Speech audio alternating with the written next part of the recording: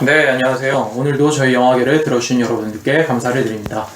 오늘도 나와 있는 명주, 예, 안녕하세요. 에고이스트 이명주입니다.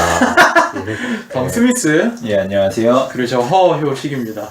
나 아이튠즈에서 댓글 4월 거를 지금에서야 봤는데 네. 카니에 씨한테 참 미안하네요. 제가 에고이스트래요.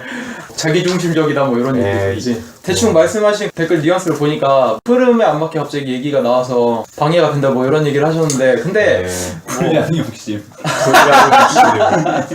터너주. 그렇게 말씀하실 수도 있는데 이게 저랑 스미스랑 둘만 놓으면 재미가 없어요. 명주가 있어야 나이프 오브 파이가 알고 보니 정글북의 첫 얘기가 아니냐 뭐 그런 얘기라든지 밀레니엄 완보 얘기할 때 여자 주인공이 그녀라고 하는 이유는 너무 아픈 기억이어서 그녀라고 했을 것이다 라는 해석이라든지 뭐 정글북 예로 들면서 아담 얘기가 나온다든지 아니 애들이 우주의 딸이라든지 아니 포장을 해주는 건데 이거는 그런 솔직히 그런 아주 찰지고 재밌는 드립이 나오기 때문에 아 그리고 목소리가 좀 안 좋게 들리시나 봐요. 근데 중학교 때부터 이 목소리여가지고 명주는 저희 그래요. 방송에 있어서 이제 재미와 다양한 시각을 볼 수 있기 때문에 빼놓을 수 없는 근데 솔직히 편집을 잘해주니까 한 10발 날리다가 한 발 얻어 걸려가지고 재밌어지는 것도 없지 않아 있어요. 내 주위에 사람 들어보면 또 명주처럼 가볍게 얘기하는 게 더 좋다 좀 진지하는 것보다 그런 사람도 있어. 제가 뭐 아카데미처럼 분량을 뭐 17장을 뽑아온다거나 네. 그러는 순간에는 얘네들 아무 말도 못해요. 맞아요. 예. 틀린 말 아니죠. 저는 생각의 필터를 거치질 말아야 되기 때문에 지금 수준을 좀 낮추고 있어요 제가. 항상 명주가 네. 맡아온 특집이 네. 조회수가 높기 때문에 네, 저는 수준을 낮게끔 하고 있습니다. 흥행 공신이기 때문에 예. 네. 알라딘의 이하고 같은 캐릭터입니다. 아 앵무새. 알라딘 입혀보면 이하고가 진주인공이잖아.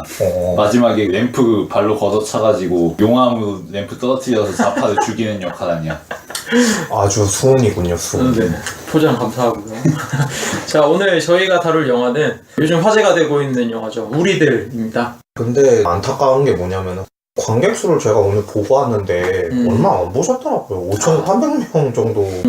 제가 이번 주 하고 다음 주에 예상 시간표들을 봤는데 여러분들이 볼 시간이 적어요. 맞아요. 보고 싶어도 못 봐요. 그리고 영화를 보니까 아 이거는 아가씨나 곡성보다 훨씬 나은데? 이런 영화가 잘 떠야지 새로운 소재도 많이 나오고 좋지 않을까라는 생각에 예, 그랬으면 좋겠네요. 자, 일단 저희 영화계에서 마련한 새로운 특집입니다. 네. 성장 3부작. 예, 스타트가 네. 우리들이라고 하는 영화죠. 예, 트리비아를 간단하게 얘기하자면 일단 이 영화는 버터플라이 프로젝트 중 하나죠. 네네네. 한예종이랑 CJ가 협력해서 산학협력 프로젝트의 일환으로 만들었다고 그러고요. 거인이 있기도 하고 그렇죠. 네, 유명한 영화로. 네. 그리고 윤가은 감독 같은 경우에는 두 번 연속 베를린 영화제에 초청됐다는 점.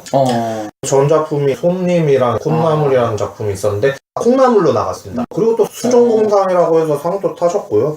일단 배우 캐스팅 같은 경우에는 3개월 동안 100여 명의 아역 배우들 오디션을 통해서 배우를 발굴했다고 하고요. 자전적인 경험을 바탕으로 만든 작품이라고 하는데 시나리오 작업을 하던 도중에 제작자인 이창동 감독님 조언을 받았는데 애들 영화를 찍는데 장식을 그렇게 넣을 필요가 뭐가 있겠느냐. 장식. 아무래도 그게 맞는 말인 것 같다. 장식품을 다 떼내야 되겠다 하고서는 감정의 미묘한 선이라든가 그런 걸 살리기 위해서 그렇게 찍으셨다고 하고요.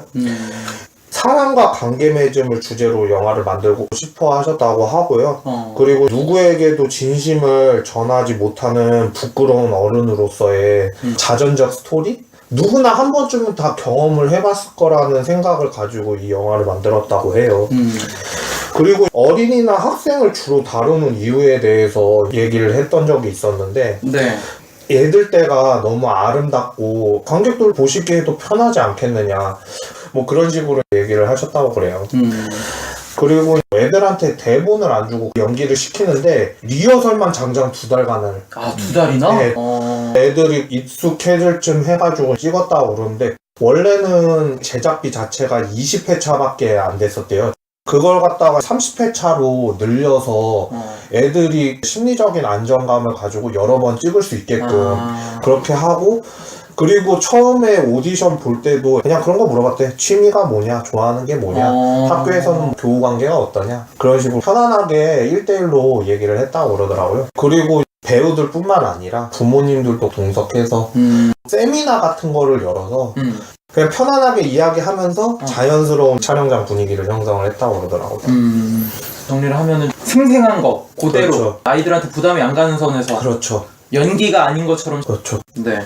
뭐 트리비아 하나를 더 짚자면은 포스터가 좀 특이해요. 예, 수채화 같은 느낌도 나고 크레파스로 그린 것 같은 느낌도 나고.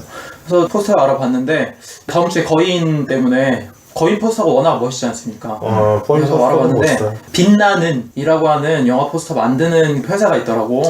거기서 이번 작품도 만들었고 굉장히 흥행하는 작품들을 많이 뽑아냈더라고. 뭐 곡성이랄지 하여튼 그쪽에서 만들었다는 거.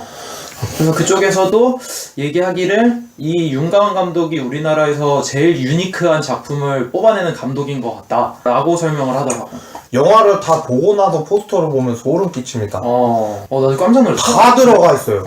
난 그 포스터 하나가 영화를 설명할 거라고는 생각도 못 했거든. 맨 처음에는 이게 색깔도 유치한 거 같고 호감 가는 포스터는 아니었어. 거인이나 곡성 뭐 이런 것처럼 유치한 거 같고 그냥 애들 얘기하는 거 아닐까 라고 편견을 봤는데 영화 끝나고 포스터를 다시 보니까 느낌이 새롭더라고. 그게 진짜 영화의 묘미가 아닌가. 근데 요즘에 그런 묘미를 별로 못 느껴서 봤었잖아.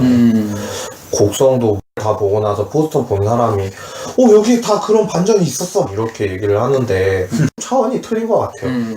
그러면 트리비아는 이 정도로 이야기를 하도록 하고 기획과 총괄 이창동 감독님이신데요. 총괄 기획을 하셨고 네. 대표작으로는 초록물고기, 박하사탕, 오아시스, 밀양시 그리고 제작 영화를 얘기를 해야 될 것 같은데 두 번째 사랑, 네. 여행자, 시 그리고 도이야 그리고 이번에 우리들까지 찍으셨는데 두 번째 사랑 같은 경우가 처음 제작으로 들어가셨던 거라고 하는데 하정우랑 베라 파미가라는 배우 두 명이 나와서 열연을 펼친 그런 영화이기도 했었는데 사람들이 그렇게 많이 보진 않았어요. 나도 봤는데 그닥 재밌진 않더라고 사실. 근데 나는 시도 자체는 나쁘지 않았다고 보는 게 헐리우드 배우랑 협업을 해가지고 멜로 영화를 찍었다는 거 자체가 의미가 있다? 그때 당시에는 특이한 점이었지. 네. 그리고 도이아 같은 경우에는 실험적인 영화라고 생각을 했는데 김세론이 무시무시하게 나와가지고 마지막에 김세론이 하는 행동이 너무 소름 끼쳐가지고 김세론 양은 네. 여행자에서도 같이 한번 발을 맞춘 것 같은데 네 맞아요. 저도 우연하게 시사회로 여행자를 봤는데 굉장히 인상적이었습니다 진짜. 그러니까 이창동 감독님이 서포트를 해주려고 하는 움직임 같은 게 난 좋았다고 봐요. 우리들 같은 경우에도 총괄이야. 우리나라에서 가장 영화를 문학적으로 만드시는 분이 아닐까라는 생각이 있고 또 우리 모교 신예교회 교사하셨잖아.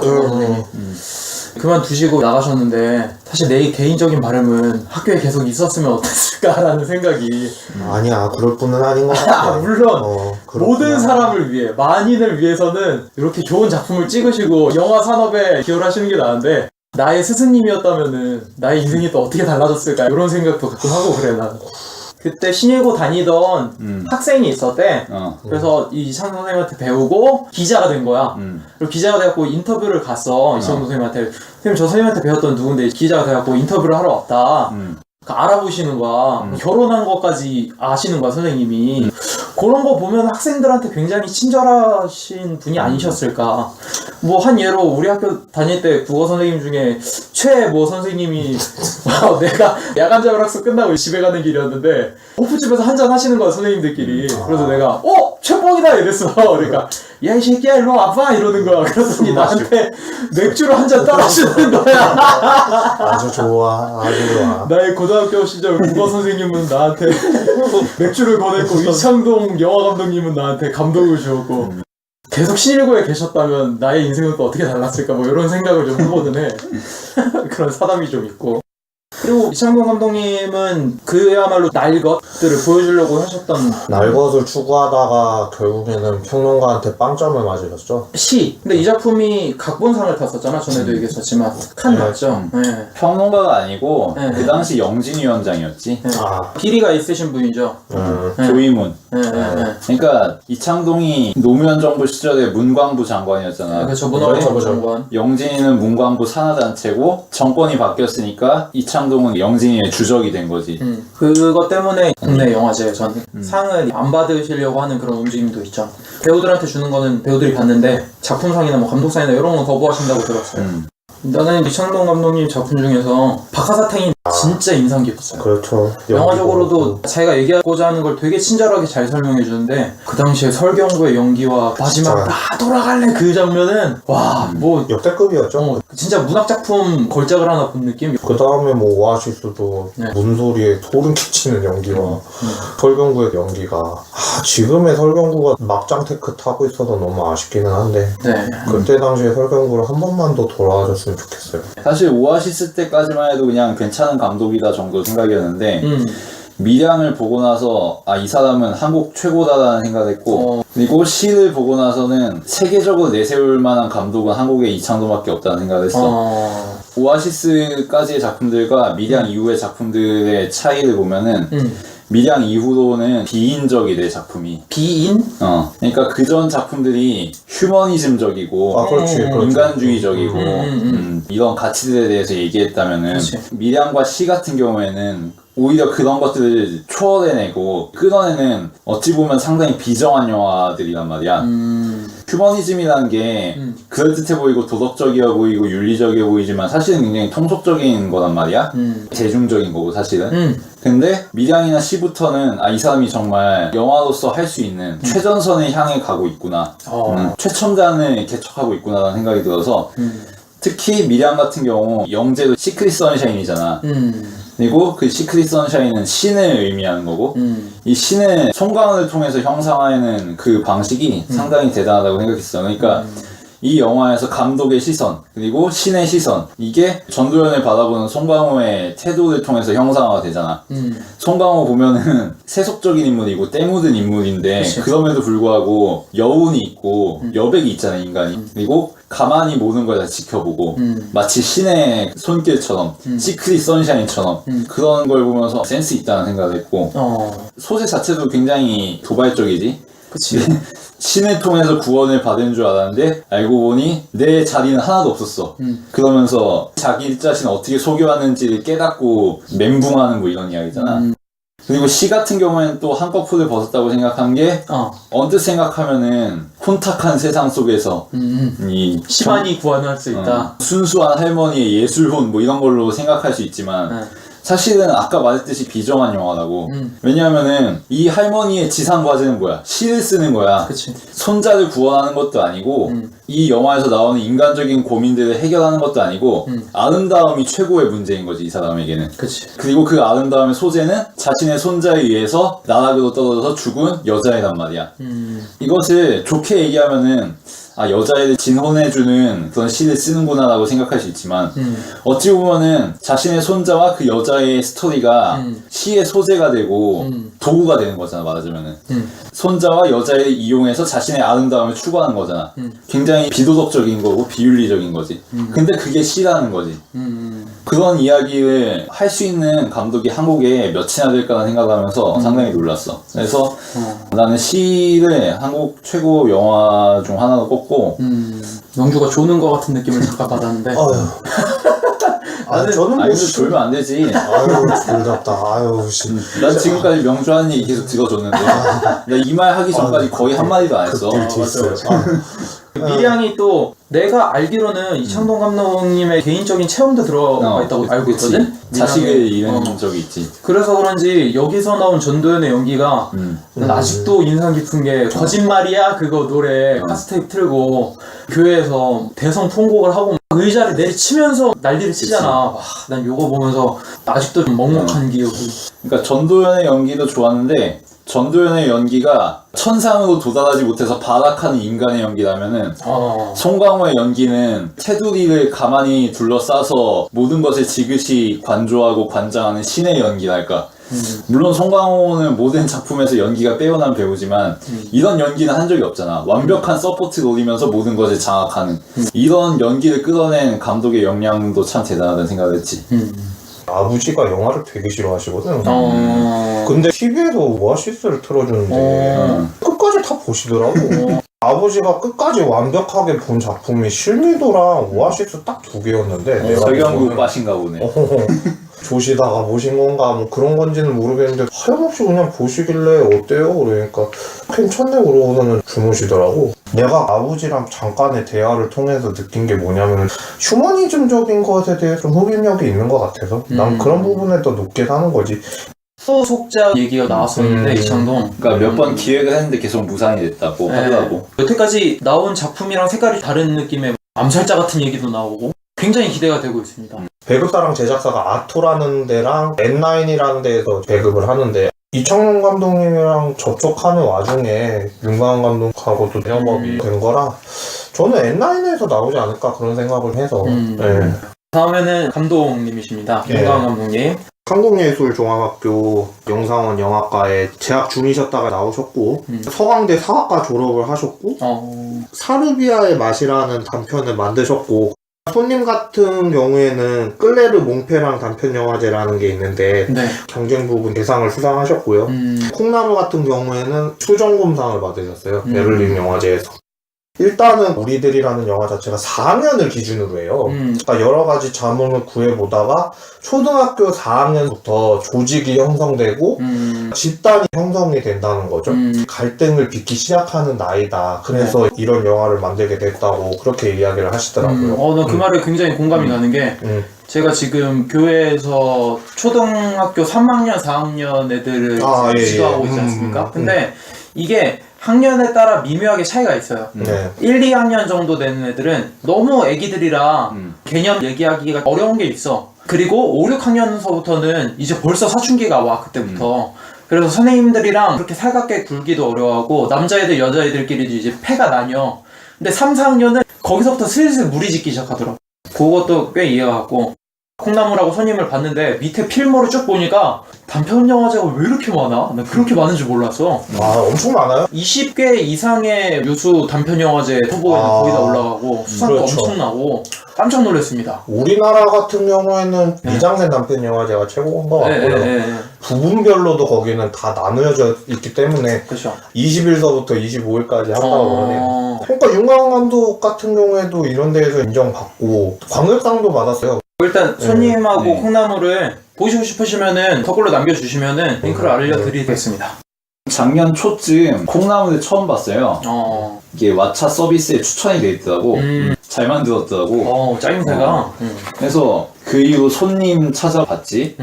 그래서 이 감독이 언제쯤 장편 내려나 생각을 하고는 있었는데 콩나물 같은 경우 어린 소녀가 주인공이고 콩나물 심부름을 떠나는 이야기죠. 그 과정에서 거치는 이런저런 모험 아닌 모험들이 이 영화의 줄기를 이루고 근데 재밌는 거는 심부름을 시킨 게 아니라는 거지. 그치. 자기가 그냥 나온 거지. 자발적으로. 어머니를 비롯한 주변 어른들은 다 제사상 준비하고 있는 와중에 콩나물이 없다고 하니까 얘가 콩나물을 사러 가겠다고 나선 건데 무시하니까. 아무도 얘가 콩나물 사러 간 줄 모르지. 그러니까 콩나물 같은 존재인 거지 얘는. 제사상에서 있어도 그만 없어도 그만. 근데 없어도 없는 줄 모르는 뭐 이런 콩나물 같은 존재인 거지. 그래서 그런 콩나물 같은 애가 콩나물을 사러 가는데 나들이를 해본 적이 없으니까 그리고 워낙 어린애니까 별거 아닌 일들도 태산 같은 장벽으로 작용을 하지. 그치. 동네 강아지도 시어칸 같은 맹수가 되고 정글무게. 위층에서 떨어지는 빨래도 마치 정글북의 발루가 시키는 벌꿀 채집 같은 일이 되어버리고 그치. 택배 아저씨는 유괴범처럼 느껴지고 맞아. 보다 보면은 마치 전통적인 민담을 보는 것 같단 말이야. 민담 같은 거 보면은 주인공이 미션을 할당받고 어딘가 여정을 떠나고 목적지를 향해서 가면서 이런저런 난관들을 마주치잖아. 그러면서 수수께끼도 풀고 악당의 게임으로부터 벗어나기도 하고 이런 스토리들이 전통 민담 같은 게 굉장히 많잖아. 나라를 불문하고. 근데 그런 구조가 어린애의 콩나물 심부름에 그대로 수용이 되어 있다는 거지. 거기서 굉장히 깊은 인상을 받았고 뼈가 있는 게 주인공이 심부름을 가면서 노인들을 만나가지고 막걸리를 먹잖아. 근데 막걸리를 먹고서 부르는 노래가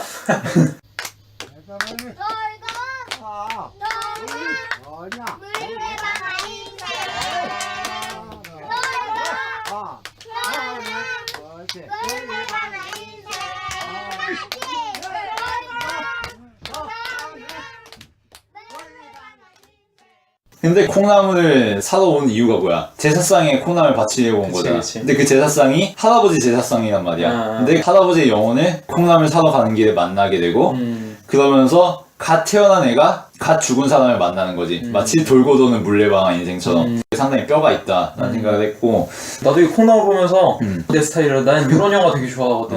어린애도 나오고 감동도 있고 훈훈하면서 그렇다고 가볍게 넘어가지 않는 그런 스토리? 씁쓸하기도 하고 너무 마음에 들어갖고 약간 어려울 수도 있는 얘기인데 동화틱하게 잘 풀어낸 것 같아서 그 분위기가 너무 마음에 들었어. 거기서 또 주목해볼 만한 게 서울이라는 거지 여기가. 그리고 굉장히 일상적인 서울이야. 근데 이 소녀에게는 모든 것이 새롭고 마치 자연재해 같은 서울인 거잖아.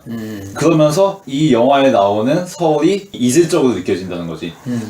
거리감도 느껴지고. 그러니까 소시민적인 서울이 굉장히 뻔하고 진부한 서울이 새롭게 발견이 되는 거지 이렇게. 그치. 그래서 이 서울은 스산하면서도 냉정하면서도 일상적이고 평범하지만 그러면서도 평범하지 않은 공간이 되었고 그게 우리의 일상이라는 거지.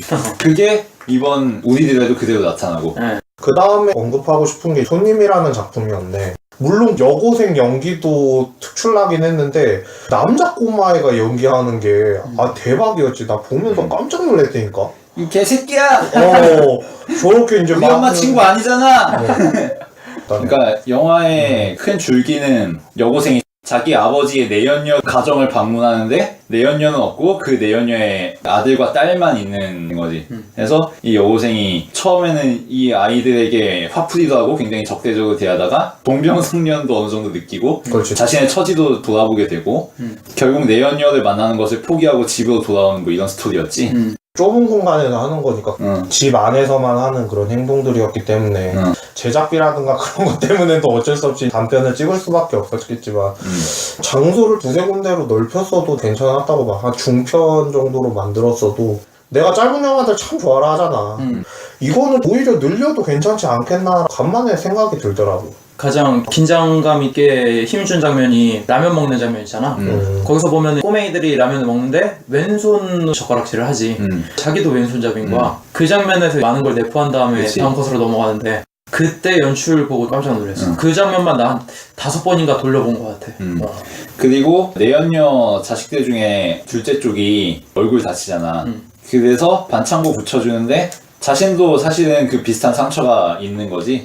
얼굴에.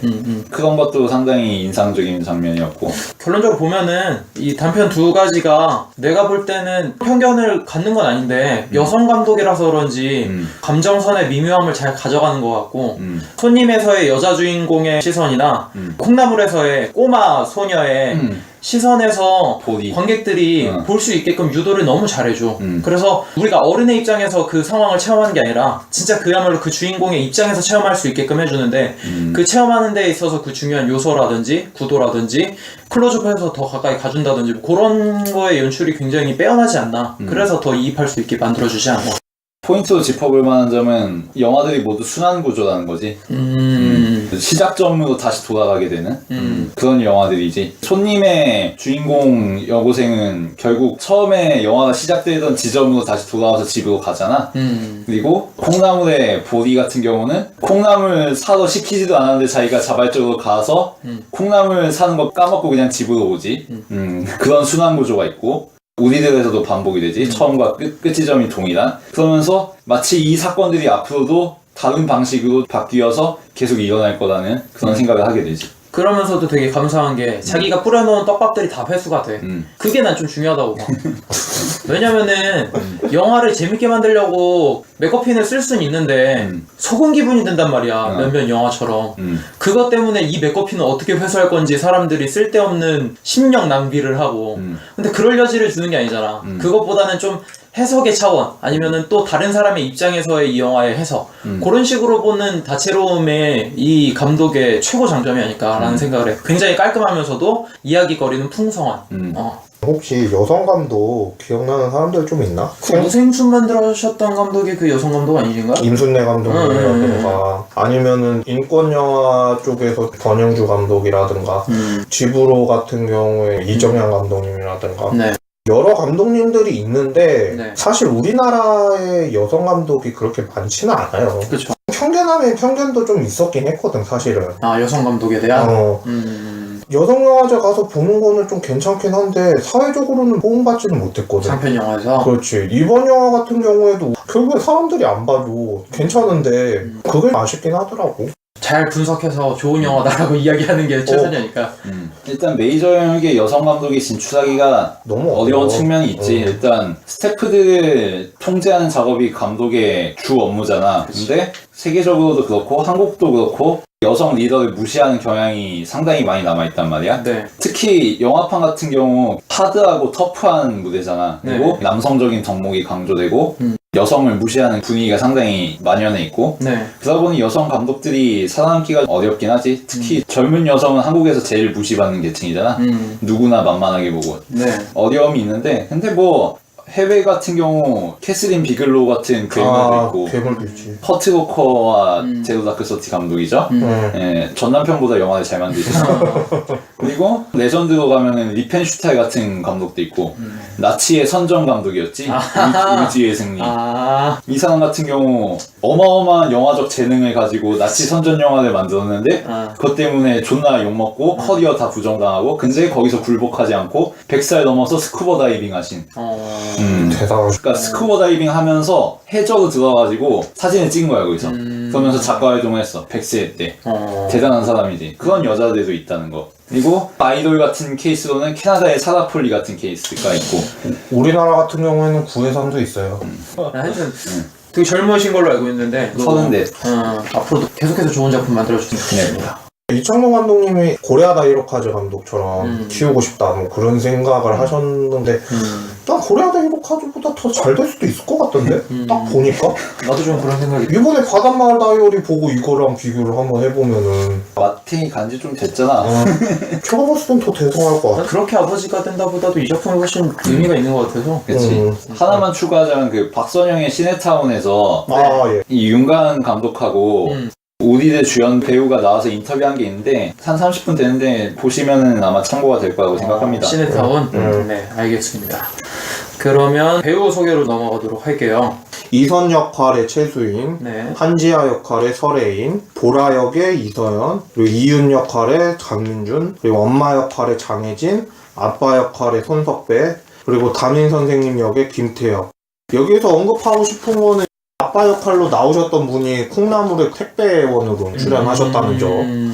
그리고 담임 선생님 역할로 나오셨던 분은 거인에도 출연하신 이력이 있습니다. 여기서 제일 놀랐던 게 뭐냐면은 엄마 역할 하신 장혜진 배우님. 근데 이분 때문에 깜짝 놀랐어 진짜. 여우조연상은 이분 주셔야 되는 게 아닐까 지금 난 그렇게 생각하고 있어. 엄마 연기를 어떻게 이렇게 잘해? 그냥 엄마야. 진짜 그냥 엄마를 갖다 놓은 거야 진짜 말 그대로. 그 되게 인상 깊었던 장면이 오이김밥 싸달라고 그럴 때 애랑 아웅다웅 하면서 놀아주는 장면 있잖아. 사랑스럽게. 그런 장면 보면서 너무 깜짝 놀랐거든. 아 이거 되게 연기 잘하신다 이랬는데 애들. 처음이야? 와 이거는 뭐 저는 오히려 주인공 애들보다 보라 역할 맡은 애 있잖아요. 보라. 이서연. 얘는 성인 연기자 만약에 계속 한다고 했을 때 선한 역할로 무조건 뜰 것 같아. 걔는. 내가 봤을 때. 미연하는 거야? 오히려 주인공 맡았던 애들이 잘된 케이스를 내가 그렇게 많이는 못 봤어. 난 선희 역할 맡은 최수인 배우가 우리 교회에 꼬맹이랑 닮아가지고 하게 봤어. 아 맞다. 줄린 어린이 국제 영화제가 있었는데 거기에서 최우수 연기상 받았어요. 최우수 연기상? 예. 6학년이래. 그렇구나. 찍을 때는 5학년이었고. 지금 걔도 5학년이거든. 그래서 얼굴이 익숙해가지고. 선희 동생으로 나오는 윤이 있잖아. 강민준 배우. 진짜 귀엽더라고. 근데 이 페이스북에 버터플라이 프로젝트 페이지가 있어. 거기에 가면은 애들이 인터뷰한 거, 잠깐 자기소개한 거 올라온 거 영상 있거든. 애들 진짜 귀엽더라. 얘 얘기하는 거 있는데 진짜 귀엽더라, 민준이. 이번 연도 시사회 우리들 신청을 안 한 게 최악인 것 같아. 무대 인사 같은 거라든가 GV 시간 다 있었는데 나도 기대감이 별로 없었거든, 우리들에 대한. 그래서 블라인드만 봤는데 지금도 하고 있어요. GV 지금은 예매하려고 그러니까 다 매진되어 있더라고. 무대 인사도 지금 다니는 것 같던데. 다니는 것 같은데 다 매진이래.